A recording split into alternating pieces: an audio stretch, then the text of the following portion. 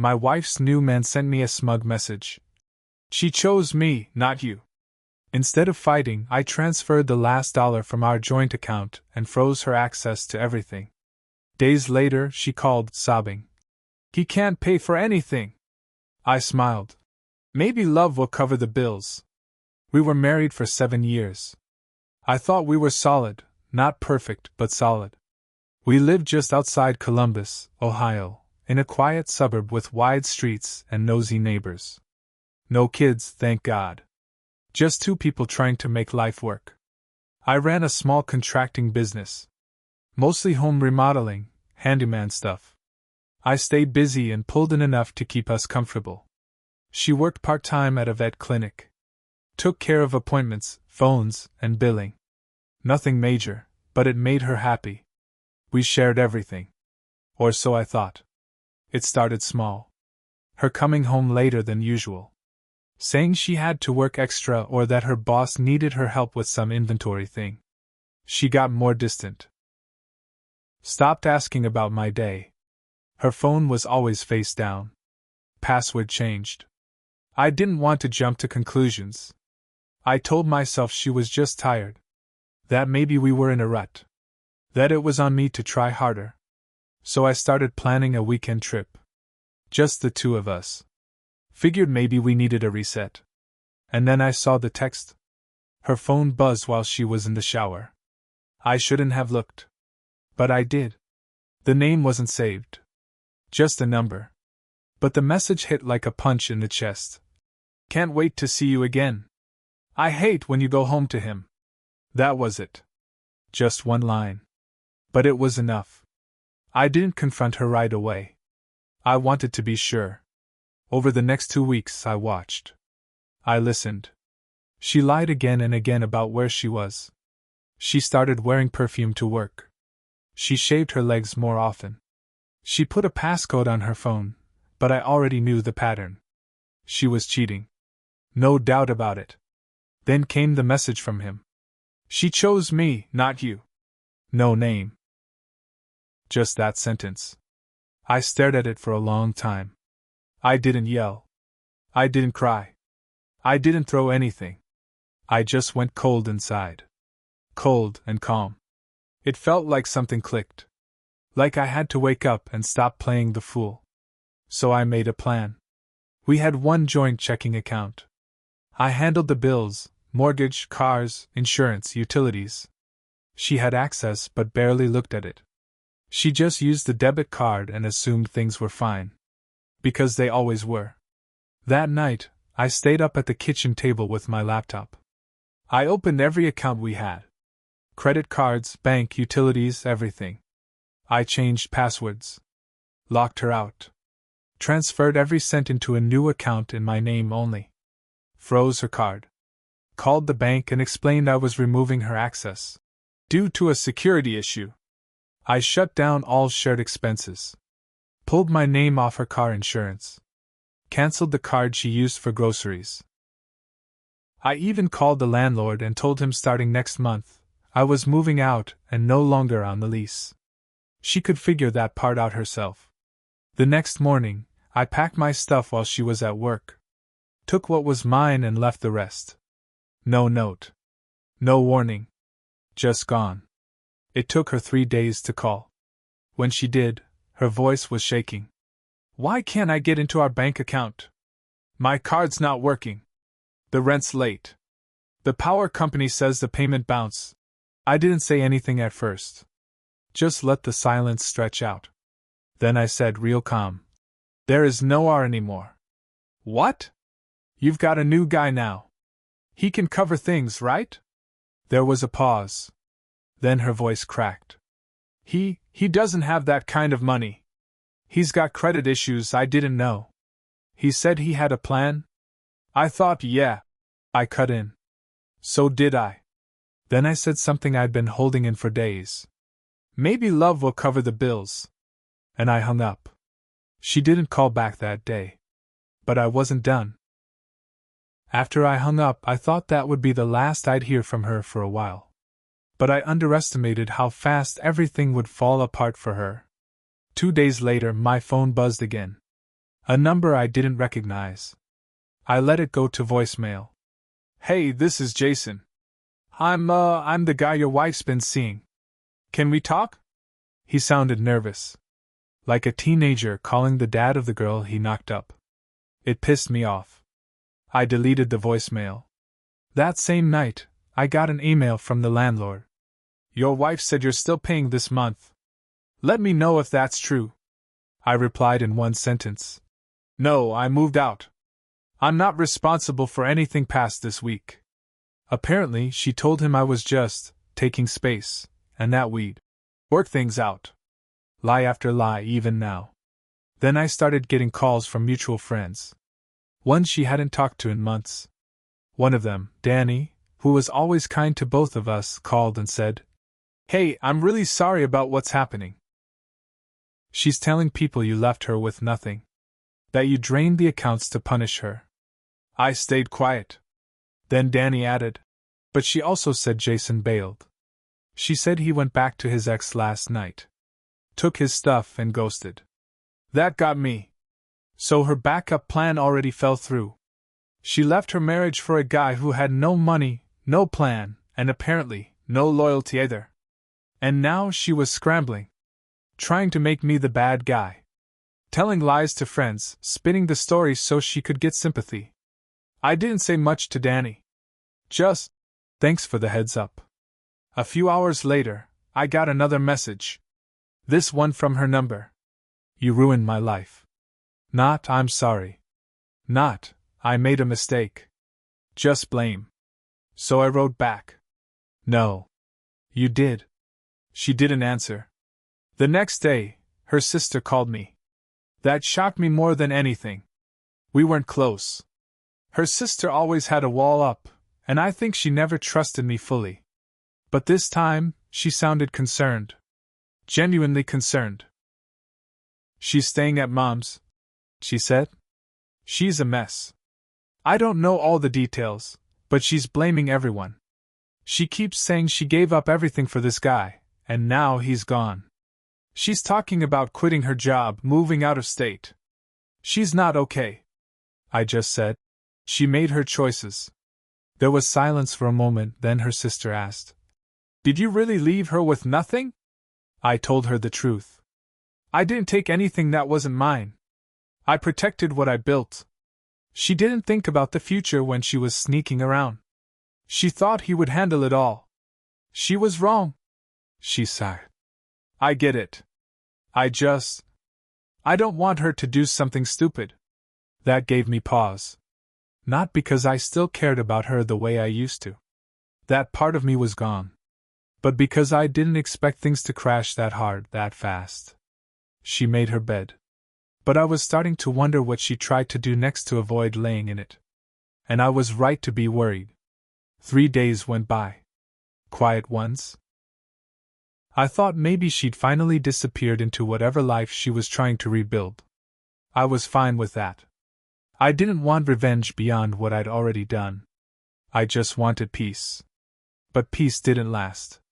I was at a diner off Route 33, grabbing a late lunch between jobs, when a sheriff's deputy walked in. He looked around and walked straight to my booth. Mr. Radin? Yeah? He handed me an envelope. You've been served. It was a court notice. Emergency hearing. Spousal support request. She was trying to take me to court for temporary support, claiming I left her suddenly and without warning, and cut off access to shared marital assets. I almost laughed. She really had the nerve to do this after cheating, after walking out emotionally before I ever walked out physically. I called my lawyer right away. Ron's a quiet guy, mid-50s, the kind that doesn't waste words. He reviewed the papers and said, She's trying to play the sympathy card. Claiming you left her with no money, no warning, no chance to prepare. She had a man waiting in the wings. Doesn't matter emotionally. The court looks at financial impact and timing. She's spinning a story. What do I do? You come in. We fight it. But you need proof. Texts, call logs, anything that shows she was seeing someone before you moved out. I had those. The text from her lover. the call records. Screenshots. I sent it all to Ron. The hearing was set for the following week. But in the meantime, I started hearing rumors. A buddy of mine, Eric, who still followed her on social media, sent me a screenshot. She posted a long, sobbing video on Facebook, crying about how her husband of 7 years walked out, took everything, left her with nothing, and how she sacrificed so much for love, only to be abandoned by both men. It got a few dozen likes. A bunch of comments from people we used to know, most of them just saying, "Stay strong" or "Men suck." Typical. But what pissed me off was the lie. She wasn't left with nothing. She just lost access to what wasn't truly hers anymore. And now she was playing the victim while I was the one trying to work, trying to start over, trying to breathe again without choking on bitterness. Then came the final twist. Ron called me again a few days before the hearing. His voice was different this time. Tense. "You're not going to like this." "What now?" "She's not just filing for temporary support. She's claiming emotional distress. Saying you mentally abused her, controlled the finances, threatened her stability." I felt my jaw clench. That's a lie. I know. But she's doubling down. She might try to bring her friends in to back her up. Paint you as cold, detached, cruel. If she convinces a judge she was dependent and scared, she could win support. That hit me hard. I wasn't cruel. I was blindsided. I was quiet. I never yelled, never hit, never even slammed a door. I just walked away. But now she was rewriting history. And I had to decide, was I going to let her smear my name in court? Or was I going to dig deeper? Go further? Because I still had something she didn't know about. Something I never wanted to use. But if she wanted war, she thought she had the upper hand now. She thought if she spun the story just right, the courts would see her as the fragile, betrayed woman left with nothing. But I wasn't the one who broke the vows. I wasn't the one sneaking out after work. I wasn't the one who jumped into bed with someone else and then cried about the consequences.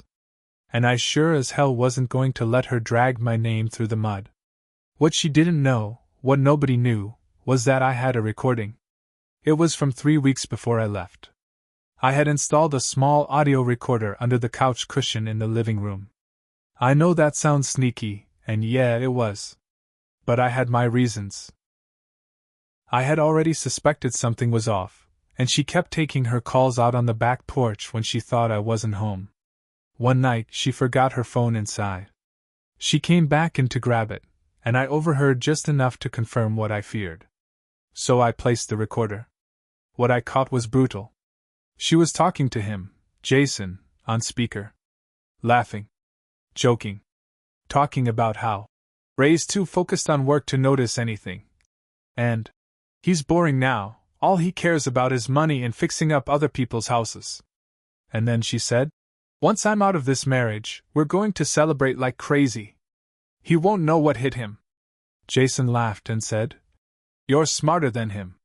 You've been playing him for months." It was all right there. The way she planned to leave. The way she mocked me. The way she said I was too soft to fight back. I hadn't listened to it since. It made me sick. But now it was my insurance policy. I sent the file to Ron. He called me back that night. "This changes everything. Will it hold up?" "It's legal. Ohio is a one-party consent state.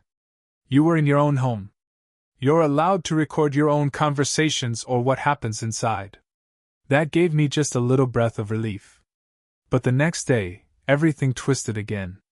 Ron called me, and this time, he sounded uneasy. "She just filed a motion. She's accusing you of emotional manipulation and surveillance. Says you were tracking her movements and controlling her financially, basically trying to build a domestic abuse narrative." I clenched the phone in my hand. "She found out about the recording?" "She doesn't mention it directly, but it's coming. She's fishing. She wants to get ahead of something." So now she was trying to flip the script, paint me as the abuser while she was the one running around, making plans to leave me for some guy who vanished the second things got hard. Ron said, "We'll counter it. We've got the recording. We've got the bank logs, the text messages, the proof of infidelity. But she's going scorched earth now. She wasn't just playing the victim anymore. She was preparing for war. And I was ready to give her one. Because I still hadn't told anyone the full story. Like how I found out Jason wasn't just some guy she met randomly. He was someone I knew. Yeah. Jason wasn't a stranger. He wasn't some random guy she bumped into at work or the grocery store. He was someone I'd met before. Someone I'd helped once. He was my old apprentice. 2 years ago, when I was slammed with remodeling contracts and had more work than hands, I brought on a guy through a temp agency. Jason. He was younger, maybe mid-20s. Said he was trying to get back on his feet after a rough patch, divorce, debt, the usual. He was eager, polite, and didn't ask for much. I gave him a shot.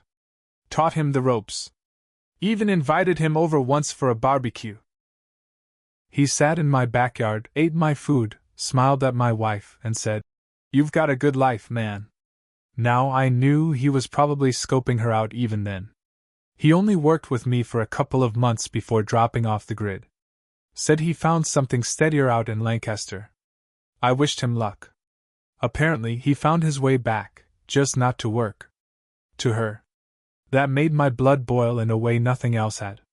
It wasn't just betrayal from her now. It was betrayal from someone I once tried to help. Someone who used my kindness, then went behind my back and slid into my wife's life the moment he saw weakness. Ron was shocked when I told him. "That changes the narrative even more," he said. "You were a mentor. She cheated with someone you trusted. We use that. We show this isn't just a messy divorce. It's layered. You were targeted." That made sense. But it didn't make me feel better. I kept thinking about that barbecue. The way he laughed at my jokes, complimented her cooking. He had been watching. Waiting. And she let him in. Now she was acting like I was the problem. A few nights before the hearing, I stopped by a local bar. Just wanted to clear my head. I wasn't expecting to see anyone. But guess who walked in? Jason. Alone. He didn't see me at first. He ordered a drink, took a seat, and pulled out his phone. I walked over. He looked up and froze. I didn't say a word for a few seconds. Just stared. Then I said, "You've got some nerve showing your face around here." He chuckled, but it was hollow. "Didn't think you'd be here." Clearly. He looked tired. Eyes sunken, clothes a little wrinkled. The cocky guy who sent me that text? He was gone. This was someone who looked like life had already kicked him hard. I leaned in. "She's burning down everything around her. You lit the match." He looked away. "I didn't think it would go this far. You thought you'd swoop in and play the hero? You didn't even make it a month before bailing." He didn't answer. So I said, "If you testify for her, you better be ready to tell the whole truth. About what she said. About what you both planned." "I'm not testifying." I paused. "What?" "She tried to get me to. Said I should say you were unstable, angry. That you scared her. I told her no. I told her this was her mess. I'm not taking the fall." I stood there, watching him for a moment. I believed him. Not because he was a good guy, he wasn't. But because he was a coward. And cowards don't go to court. I walked away without another word. She was losing ground. Fast. But she wasn't done yet. 2 days later, Ron called me. "She's changed lawyers." "And the new one?" "Aggressive. They just filed a motion for full financial disclosure going back 3 years. They're digging now. Looking for any mistake you made with money." I asked him, "Why?" "Because they know they're losing. So they're trying to scare you. Maybe hoping you'll offer a settlement to make it stop." But I wasn't settling. Not after everything she'd done. The day of the hearing came fast. I wore a plain gray suit. Nothing fancy. Just clean. Honest. My lawyer, Ron, met me outside the courthouse with a folder thick with proof, screenshots, bank logs, and most importantly, the audio recording. He gave me a firm nod. She wants a fight, he said. Let's give her one. We stepped into the courtroom. She was already there. Sitting at the front with her new lawyer, some young guy in an expensive suit and slicked back hair. She looked different, thin, tired, and way more put together than she'd sounded over the phone. But her eyes, they didn't look at me once. When it was her turn, she played the part like a pro. She talked about how I cut her off without warning. How she didn't know how to survive. How I controlled the finances. She cried at all the right moments. Claimed I'd abandoned her and ruined her reputation. Her lawyer painted me as some cold, emotionally distant husband who shut down the bank accounts as punishment. Made it sound like she was just a lonely, broken woman who made one mistake and was being financially strangled for it. Then it was our turn. Ron stood up calm, quiet, and slow. And he dropped the first bomb. We have proof of a long-term extramarital relationship between the petitioner and a man named Jason Willer. A man who was employed by the respondent 2 years ago and once invited into their home. The judge blinked. Her lawyer shifted in his chair. Ron laid out the text messages. The timeline. And then he pulled out the recording. He played it. The whole courtroom heard her voice laughing. Mocking me. Saying she was playing me. Talking about how Jason said he was smarter than me. You could have heard a pin drop.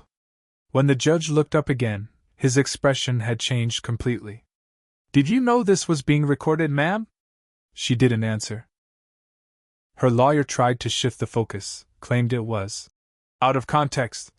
But the damage was done. Her lies collapsed like a house of cards. The emotional abuse claim? Thrown out. The emergency support motion? Denied. But it didn't end there. The judge looked straight at her and said, You're not the victim here. You chose to betray your marriage, and when the consequences hit, you tried to rewrite the story. This court won't be manipulated. Then he turned to me. Mr. Radin, I don't see anything in your behavior that warrants financial penalties. In fact, I see a man who protected himself after a devastating betrayal. You acted within your rights. That should have been the win. But it wasn't clean. Because when it was over, when the papers were signed and the courtroom cleared, I sat alone in my truck for almost an hour.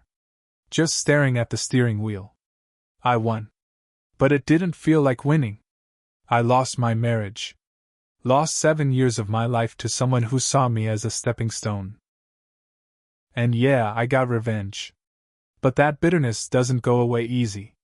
She ended up moving back in with her mother.